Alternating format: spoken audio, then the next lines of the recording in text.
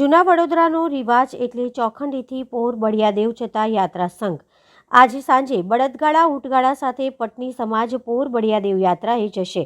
તે પૂર્વે આજે સવારે પટનીવાડીથી વાજતે ગાજતે બળદગાડા સાથે શોભાયાત્રા નીકળી। દિનેશ સંઘવીની ત્યાં પધરામણી પરંપરા મુજબ પૂજા અર્ચના કરવામાં આવી હતી।